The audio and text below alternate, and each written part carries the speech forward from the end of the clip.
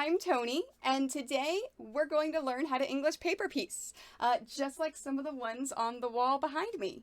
I do have a line of English paper piecing patterns with the amazing hexadoodle quilts, so make sure if you like English paper piecing, check those patterns out.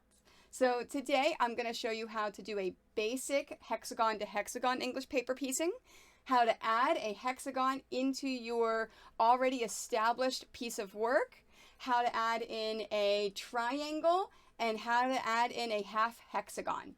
Basically all the things that you need to know for my line of patterns that I have with hexadoodle quilts. First, let's baste our pieces before we start sewing together those pieces. I prefer glue basting.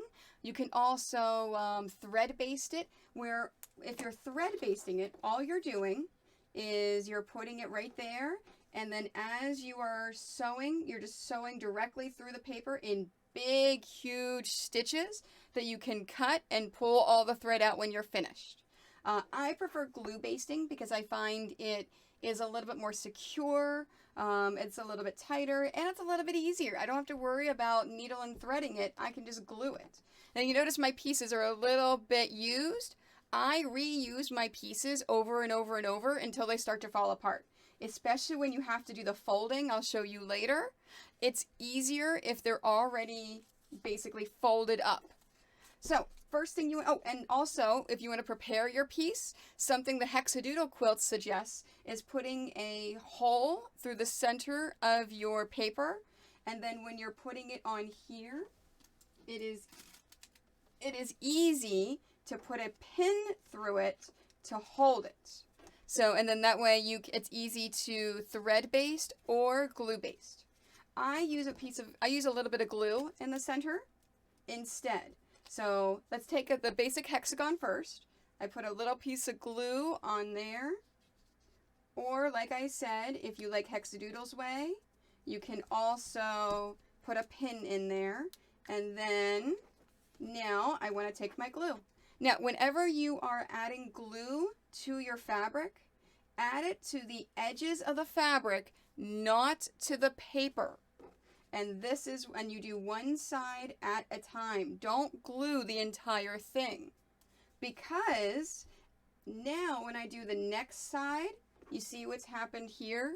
I have glue on that folded sheet of fabric. If I just put glue all the way around and started folding it to save time, I would miss this corner and it's not going to lay as nicely. You would actually have this corner right here folding up a bit. Okay, so let's keep going around.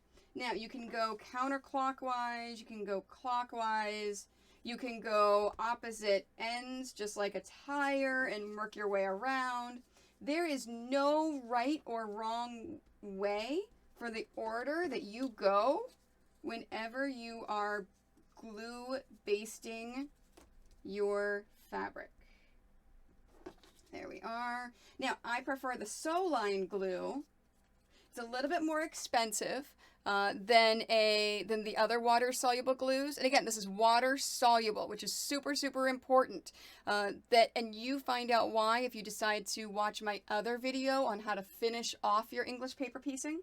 But it is not sticky at all. So it's on my hand. I do that and it's gone. So it only stays on paper and on fabric. It goes away on your skin, so you're not getting stickiness everywhere, including on your cutting mat. So there is our hexagon. So now let's baste our half hexagon. So again, I'm going to put a little bit of glue right there in the center. And we're going to put that right in the center of here. There we are. Now, I always do the top and the bottom last because it's going to give you those nice little flippy flappies that are going to go into your design. If you do the top and the bottom first, then your flippy flappies will move away from your piece. So I will show you what I mean. Let's go ahead and now do our top. And that folds together nicely.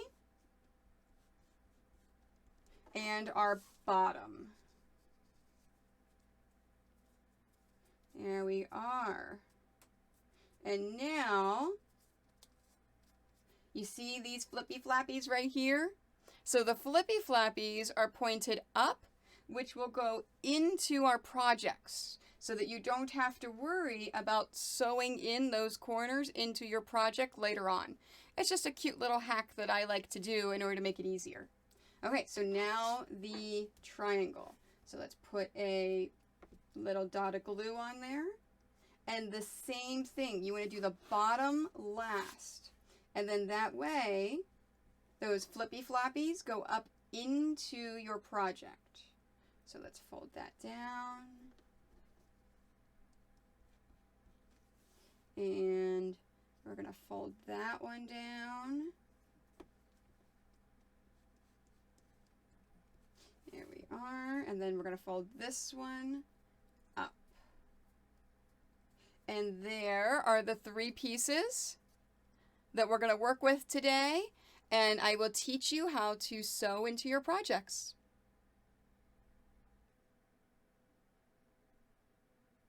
The first way I'm going to show you is a basic hexagon to a basic hexagon. Now, most of my patterns are solid color based patterns. It makes it a lot easier whenever you're assembling things together. You don't have to worry about direction. The biggest exception, of course, is the Settlers pattern, which is more of a kit than a pattern because I found all of the really cool fabrics that get put together. But I digress. A lot of my stuff, like I said, is solid color to make it easier. Now, if you have patterns on here, you have to pay attention to which way you're assembling these to where your pattern goes. But solid colors doesn't make a difference right now. So what you want to do is take your 2 hexagons and put them together right side to right side so you see the wrong sides. Now let's say if this is the side that I want to sew because maybe I have directional fabric.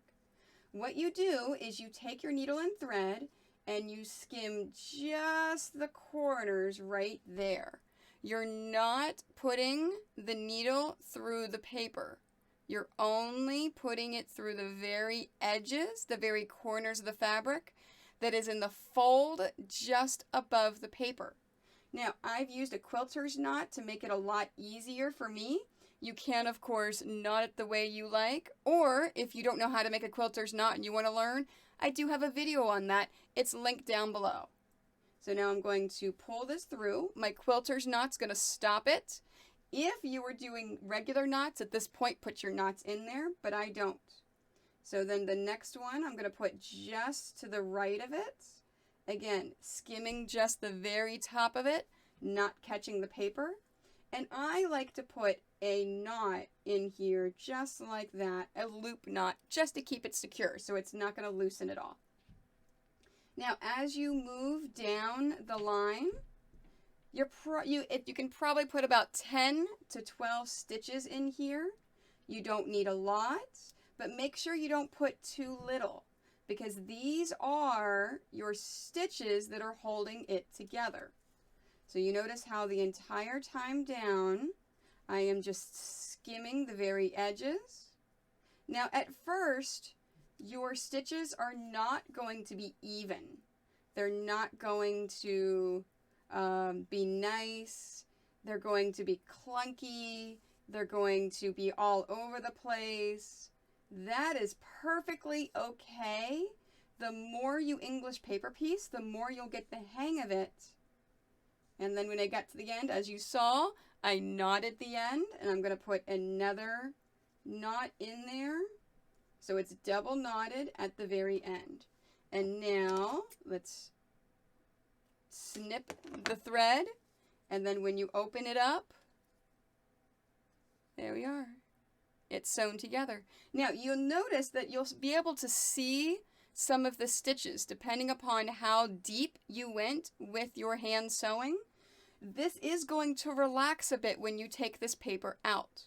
I do have a tutorial on how to finish off your English paper piecing. What the next step is, taking the paper out and then turning it into a possible throw pillow. So I will show you how to finish that. But as long as the paper is in there, you're going to see those threads. And the better you get, the less you'll see. You'll also be able to use different threads and different kinds of things to hide that. So that's how you do your basic stitch. And now let's see how to take a hexagon. So as you see, I took 2 half hexagons and sewed them together. And we're going to put it into our piece. So I'm making a special monster ball pattern. That's upcoming pattern for everyone. So I'm going to put this right in here. So we have to sew it there. And then we have to sew it there in order to get it in. So directional. I know which direction I'm going to go. So I'm going to fold this right here. And just like when we were sewing 2 hexagons together, I'm going to sew it right there. So I'm putting it in the corner, pulling that tight, and then making a knot on the end. There we are. And then just like you saw with 2 hexagons together, I'm just going to sew this down up to 10 to 12 stitches. I would say 8 at the minimum. I'm actually going to count them this time to see how many, because I haven't counted mine in forever. So that's 4, 5, 6, I think I do maybe 9 or 10. 7. Now you notice I do keep the paper inside the entire time I'm working on it. I am the kind of person where I don't like taking any of my papers out until the very end, until I'm finished. Okay, so now I've reached my corner. So I'm going to knot this just like I normally do, but I'm only going to do a single knot. I'm not going to do a double. Now I want to take this, open it up. As you see, it's sewn onto there. And now I need to sew it here. So the same thing, I'm going to push this down. Now, you may say, Tony, hold on, that's hard. How can we do this? Yeah, you know what? It's paper. You can fold it. So you put this down. Let's make sure that we line. I'm actually going to set down my needle. We're going to make sure that we're going to line this up right here at this very corner, at this edge. Line this up right here, so I have the entire thing face to face, and then I'm gonna basically just kind of press this side and fold that paper down. And now, oops, I got a little bit of a knot in my thread. There we go. The knot is out. Sometimes I do that when I put it down. All right, so that's already folded. So as you saw, I let go of it, and it's already lined up because I folded this paper where I wanted it. So I'm going to knot this corner right here, just like if I'm starting on a hexagon. Now, you don't have to knot the corners. I personally like to knot the corners because I think it gives the corners a little bit of extra strength. And then just like you saw, I went to the one side. I'm going to work down this side all the way to the end. And you're obviously not going to sew these as fast as I am unless you're really used to hand sewing. So if you're used to cross stitch, embroidery, hand sewing of any kind, then you're used to that loop stitch. And that's all this is. This is what's called a whip stitch, because you're literally just whipping it around and you're looping it. All right, so here we go. Here is my corner. So I've got the corner, and there's one knot and a second knot. There we are, and let's trim it. Oops, didn't cut it the whole way. There we go. All right, and we're going to open it up, and as you can see, it's in there. And I've got black thread with white, so you can see my stitches. All right, okay, let's take the half hexagon now, and let's add this in. It's basically the same as the hexagon, in that this is going right here. So we're going to start on the left first. Now, you notice I did it automatically before, but I didn't teach you about these little flaps yet. Whenever you see a flap like this, I always find it's easier to fold the flap down so I have a nice even surface to work with. So you see here I folded the flap down so that all I do is I start, whoops, it got caught on my nail. There we go. That's one of the only drawbacks to long nails. There we go. Perfect. Okay, so I'm folding this down. Let's tighten that up a bit and knot it. So I'm going to put it into the next one just like I did with the other two that I showed you. Oops. I forgot to knot it because it was short. So let's do it again. There we are. And then the same thing. So I'm going to go down here. I'm going to put a knot, open this up, fold this down, go this way, put a knot, go up, fold it this way, put a knot, go down, and finish it off with a knot. And then I'll finish sewing this and come back and show you how to do a triangle. Now the triangles may seem like they're more difficult, but they're not. You're still doing the same exact premise of matching it up, sewing it down, bringing it up, folding it this way, folding this along here, and then sewing it that way. The only thing that makes it a little bit more challenging is these extra flaps. And the flaps are a little bit more pronounced than they were in the half hexagon here. And so this is how we do it. So you line this up. Make sure you're lining this up nicely, just like you did the others. Now, just like with the half hexagon, I find it's easier to fold this down. Because if you don't fold this down and you sew this in, it's going to be really, really hard to take this piece of paper out. And remember, you have to take the paper out when you're finished, unless you are using a water-soluble stabilizer instead of papers, which is totally a thing you can do. All right, so we're going to loop that. You notice how I'm holding down this flap as I sew it. Now, I did not opt to fold down the flap on the other side, although you can if you like. But make sure, keep your thumb and your forefinger there, pinching it and holding it until you're ready to put that flap back.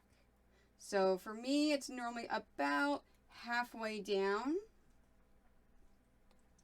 There we are. And then so now I can put it back and I'm not going to worry about catching it. Now, something that I do with these, because as you'll notice whenever I finish it, because I folded that flap down, it lost the stickiness of the water-soluble glue.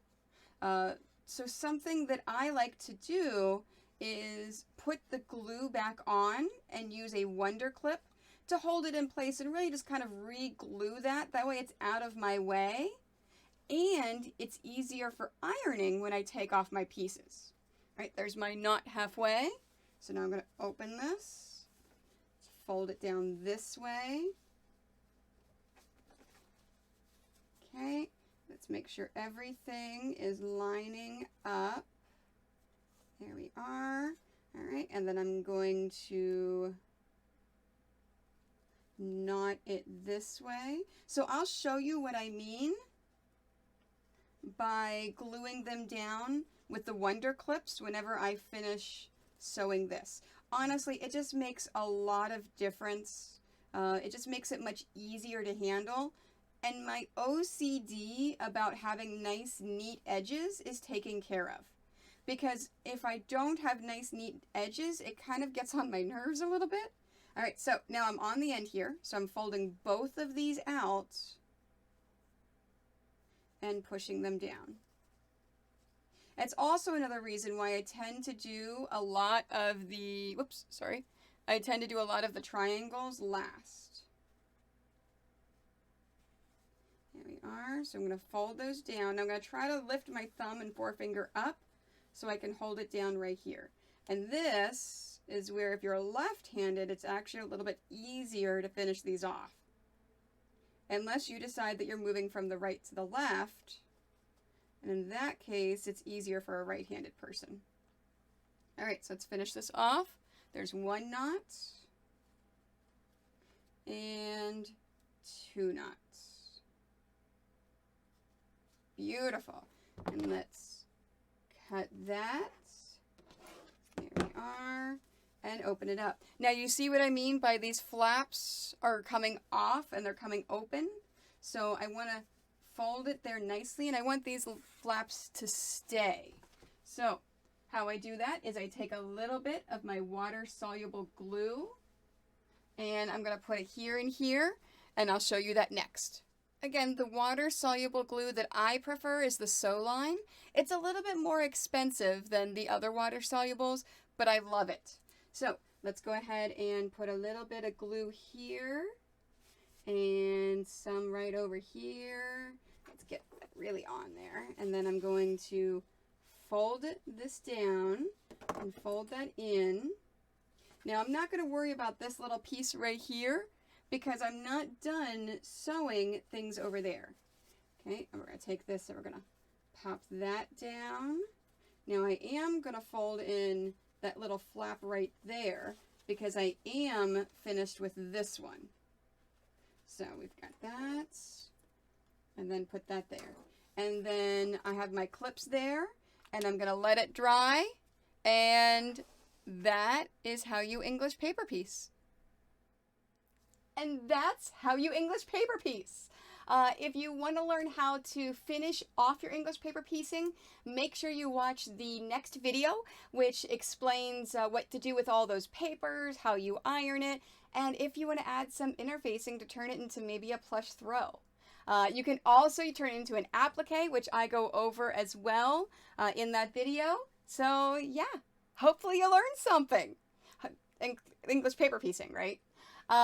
Thank you so much for watching. Don't forget to like this video, follow my YouTube as well as Instagram, Facebook, Twitter, and don't forget about Twitch, where you can interact and sew with me as I sew live.